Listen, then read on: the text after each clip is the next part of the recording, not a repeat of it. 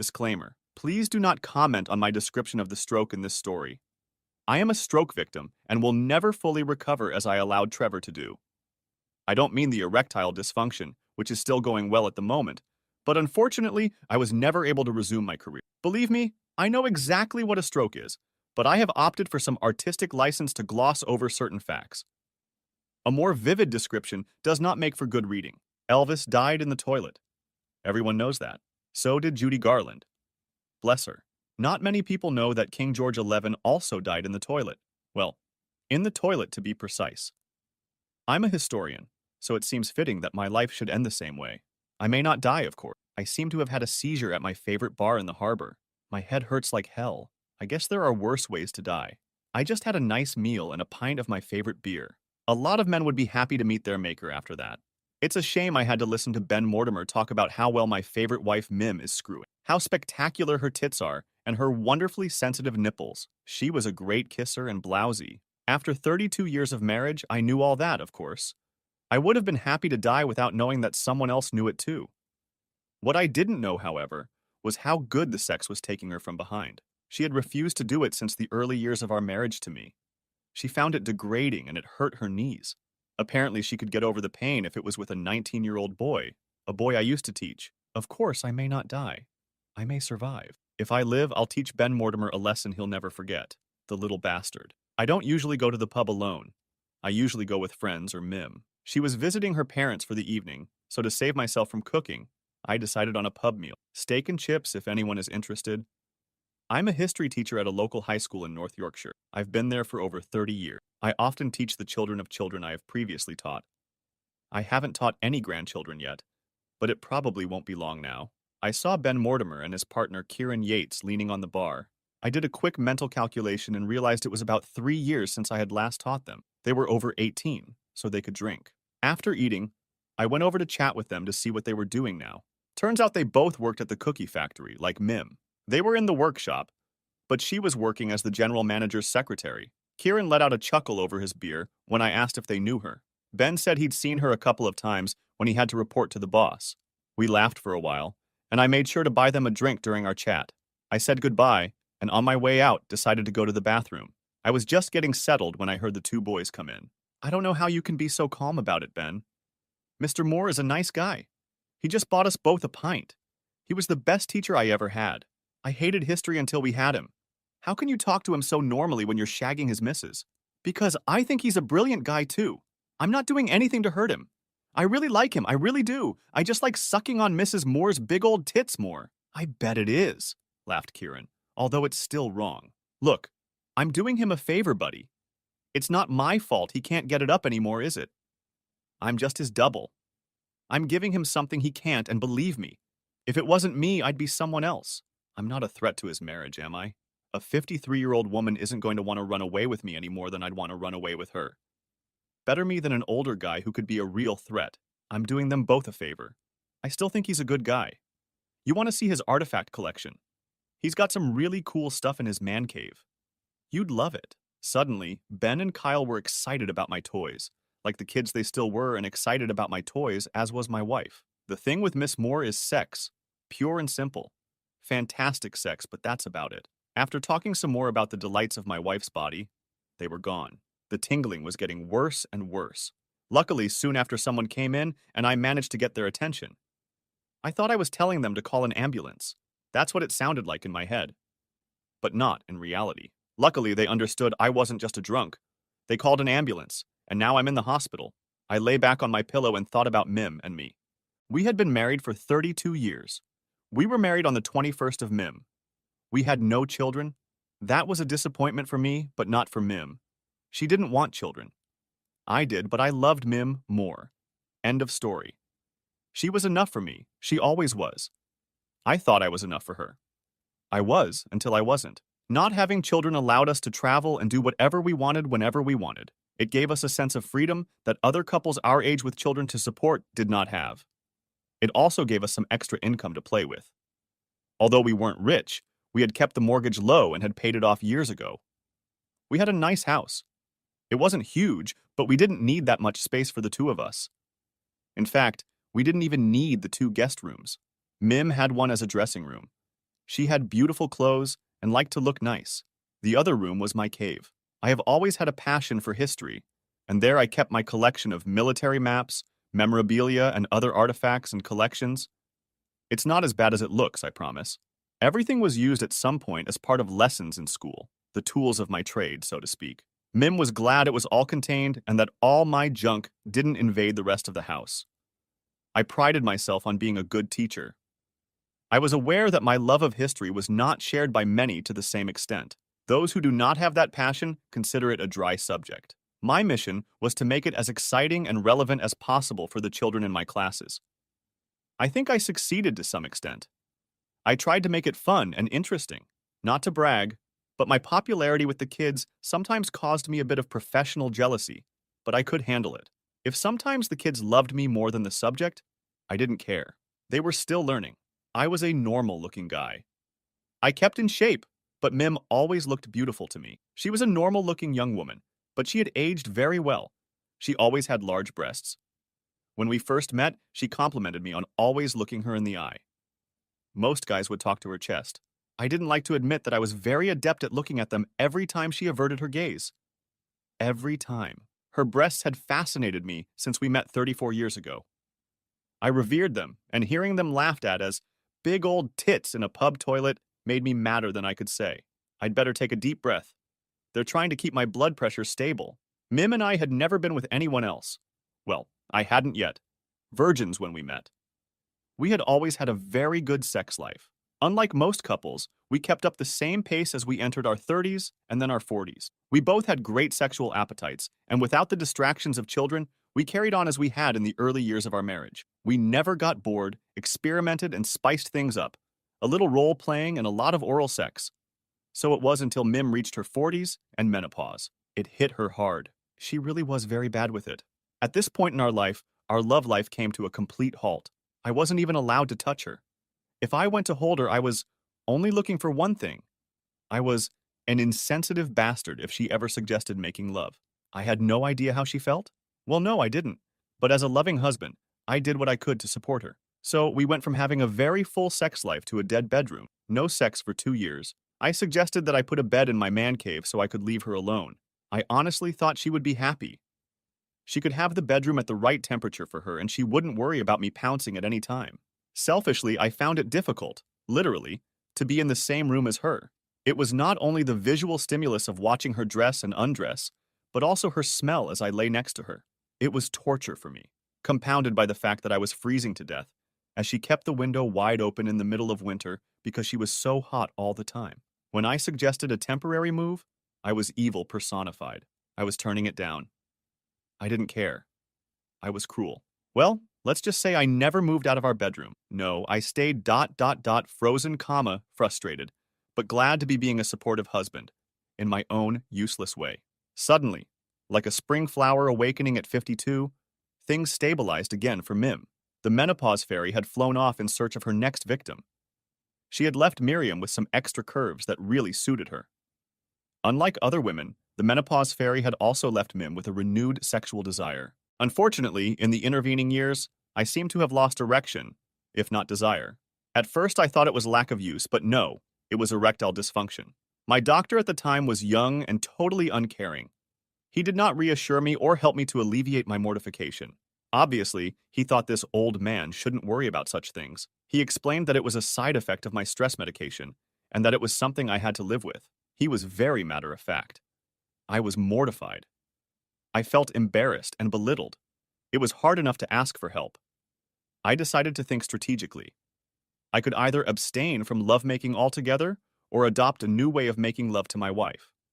My pleasure was her pleasure. I still had hands and tongue in my head, didn't I? I had missed the closeness and intimacy with Mim for so long.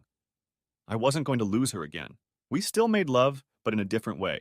Don't they say that the largest sex organ is the brain? We made love 2 or 3 times a week. She continued to have many orgasms. However, it wasn't all about her. I regained some confidence and pride in the fact that I could still give her so much pleasure. As for penetrative sex, I was more than willing to use toys with her to satisfy that need. My only male pride was that the toys I used with her could only be used when she was with me. Silly, I know, but I needed to feel like they were an extension of me. She had other toys that she could use alone if she needed to. So, we were happy, I thought. It still kept her satisfied. As for me, I rediscovered the pleasure of being held, caressed, and kissed. I was being caressed, and Mim was still desired. I thought that was enough. I was wrong. At the hospital, they soon discovered that my stroke was ischemic, so I was soon prescribed a combination of drugs. Time was of the essence to avoid further damage and another stroke. Fortunately, I had regained my voice, although at first I would struggle to find the right words. A lovely nurse named Louise told me that Mim had been contacted, although it was still a couple of hours away. I managed to tell her that I didn't want to see her under any circumstances. I think Louise thought that was part of my confusion until she saw my blood pressure start to rise dramatically. I asked her to call my sister to come over. She was a local, and I knew she would be here long before Mim. My older sister helped me. She was also my older sister. Our Margaret was a big girl, 6'3" in her socks, size 9, by the way. She had protected me as a child, and I knew she would be there for me. It seemed like only a few minutes from the time they called, and she showed up. Nurse Louise asked her if she had flown. Only on my bike, love.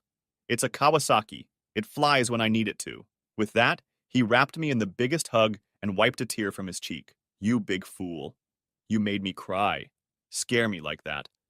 Don't you dare do that to me again.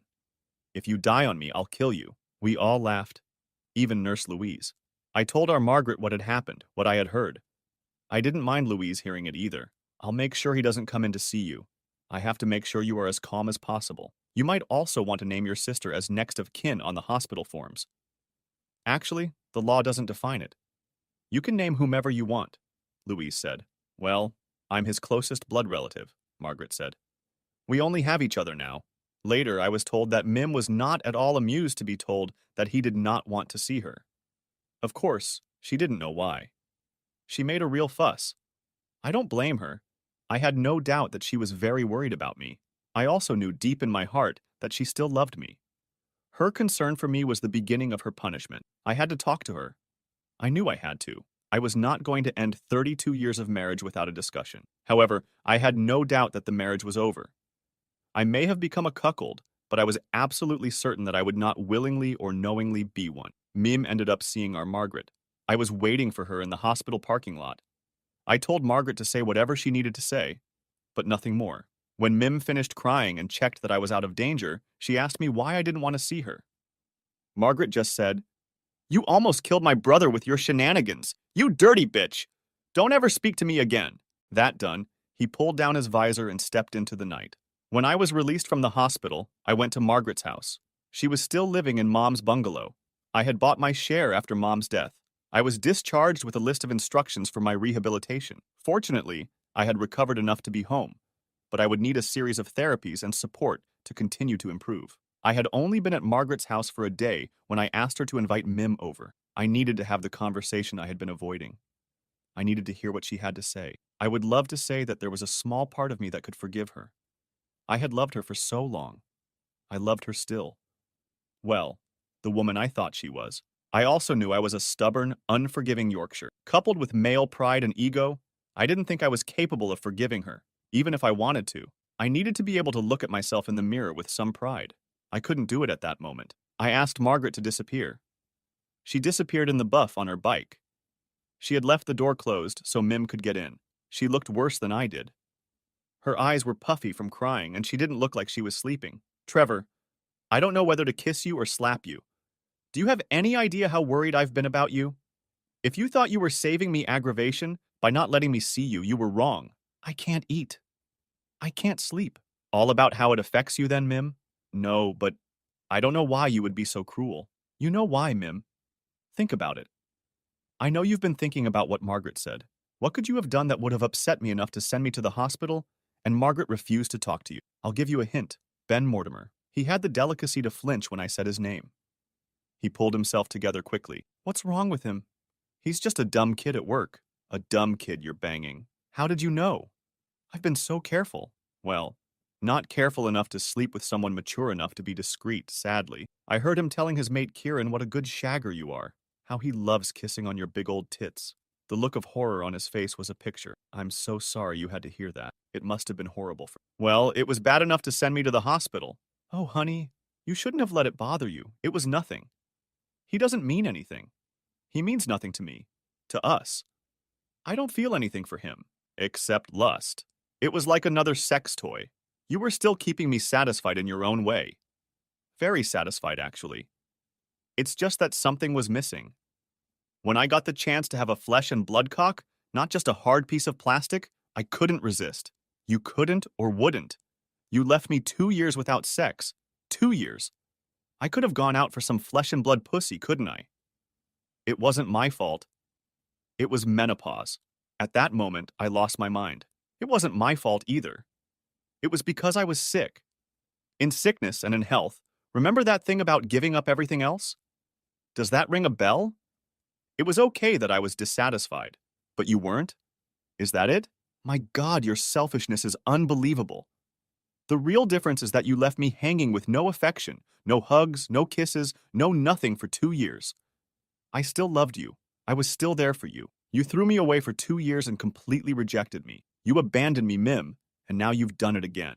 He looked away. He couldn't look at me. Imagine how I felt, listening to a couple of kids laughing at my wife, talking about her like she was a street whore, talking about my more personal medical situation, laughing because she won't get up, doing things with him that you hadn't done with me in years.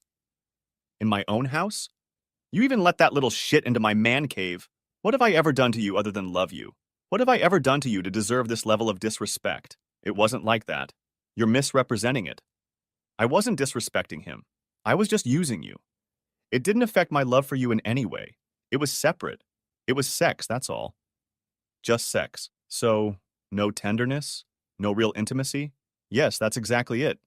Just the physical act. I waited until I knew he was looking me in the eye.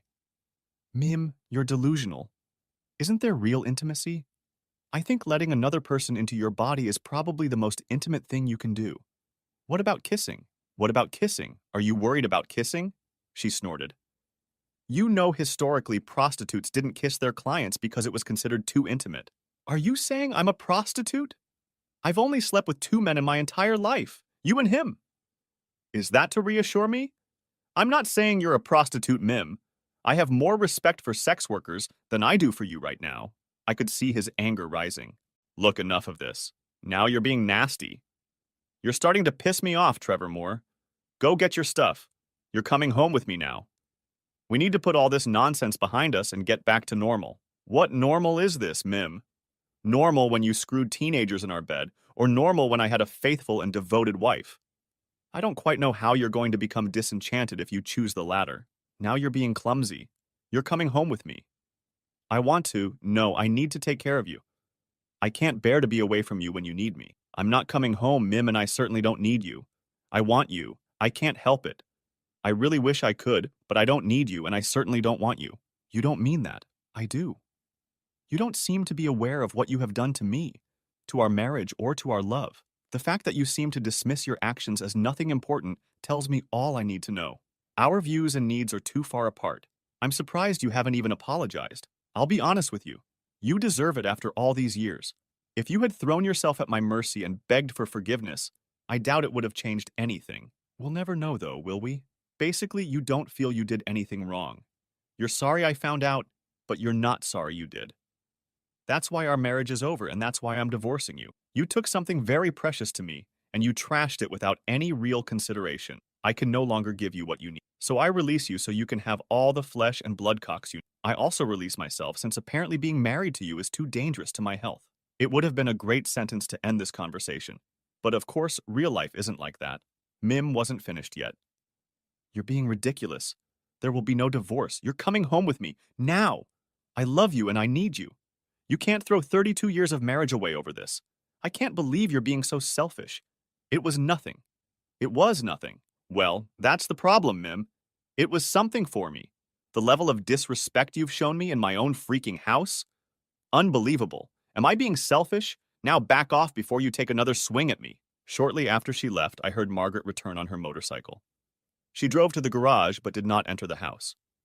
I went into the garage to tell her what had happened. She was tightening a screw on the rear license plate. Don't ask, she smiled. I've just been preparing a little gift for my favorite brother, Hermano Unico. Well, you'd still be my favorite. What did my former sister-in-law have to say? Gushing apologies. Not exactly. No, I don't think so. She's always been an entitled bitch, not that you could see that. Come on, boy, onward and upward. I'll make a cup of tea. A couple of days later, I read in the local paper that Ben Mortimer, 19, had fallen down the stairs in the old town. They were very dark, narrow stairs, wedged between a row of Georgian terraces. They led down to the promenade. They were very popular with drinkers who came up short on the way home. They reeked of urine. Poor Ben, a broken leg, collarbone, numerous ribs, and covered in urine. What a shame. There was a picture of him. He looked like a mess. Wasn't it lucky that it had happened when I was with Mim? Wasn't it lucky that the police had not yet found a possible witness to the accident? A tall guy wearing biker leathers. Thank you for my gift, I said, handing the paper to Margaret. I have no idea what you're talking about, he smirked. This is your gift from me. I opened the box he gave me and found a small selection of World War I medals. I thought you might like them. I found them in a store in the old town. Mim and I divorced, of course. She put up a bit of a fight. She never seemed to get over her surprise that I couldn't handle her infidelity. After the house was sold, we both bought apartments at the opposite end of town. Our paths crossed surprisingly little. I went back to work. I admit I struggled the first Christmas. I made a spectacle of myself at work. I was drowning my sorrows, I guess. One of the younger ones, Darren, took me home and I told him my story. His reaction and the support he gave me reassured me. Any man would have done the same in my place. I started to retire on my own. Margaret and I spent a lot of time together until she left for Greece. I kept seeing her on vacations. Life became a bit dull for a while, although I was still dealing with my history. At 65, I met a new neighbor, Brenda. We became good friends, companions, and in time, something more. We fell in love. The intimacy between us grew until we were sharing a bed and making love in our own way. One night, quite early in this new phase of our relationship, something came up. Literally. We certainly didn't let it go to waste. I rushed to the doctor as soon as possible to see if it was a one-time thing. He was an older doctor who was surprised to learn that I had received so little support in the past. He was also saddened to learn that my erectile dysfunction had played a major role in the end of my first marriage. With his help and a slight change in medication, getting and maintaining an erection was no longer a problem. Everything was solved when we went on our honeymoon. That was 10 years ago. We are now 75 and still very much in love. Mim never remarried, as far as I know. She moved away after I remarried. She was very bitter the last time I saw her. There was a hardness and meanness that wasn't there before. It was right after Brenda and I got engaged. We were sitting in our favorite coffee shop having coffee when Mim showed up. I introduced them, and Mim said something so spiteful it took my breath away. Well, I hope you can live without full sex since he hasn't been able to get it hard for years. I think maybe I just needed the right woman, my dear. You certainly presented me with something very hard this morning before breakfast, Brenda said with a smirk. Mim looked at me. Really? Yes, really, Mim. Turns out I just needed to be with someone loving and selfless who really cared about me. With that, Mim stormed off. Jealousy is a terrible thing, I know that. I felt it once very severely. Hopefully, I found what I wanted. I made him, in time, a faithful and loving wife. Oddly enough, Ben Mortimer is now our mailman. He is almost 40 years old. He looked horrified when he saw me open the door to our apartment that first time. He apologized for what happened, saying he was just a stupid, horny guy who didn't know any better. Now that he was happily married, he was even more ashamed of what happened, especially because you were always my favorite teacher. I am so ashamed of what I did. I will always regret it. I told my wife when we were dating. She was outraged when I told her. I had a hard time convincing her to marry me because she said she couldn't be with someone who didn't respect the marriage vows. In the end, I convinced her that I had learned from my mistakes. I hope that in time, I can convince her of the same thing. No need, Ben. It was 20 years ago. Ancient history. I appreciate your apology. It's more than I ever got from Mim. Anyway, we've all moved on. How about going back to being an old teacher and alumnus? Then I did something I never thought I would be able to do. I shook his hand. I also managed to slip into the conversation that my medical problems had long since been solved. I think I embarrassed him. People don't like retirees having sex. Now, every time I see him, we laugh and joke. I always make sure to tell her to be careful on the stairs on her way out.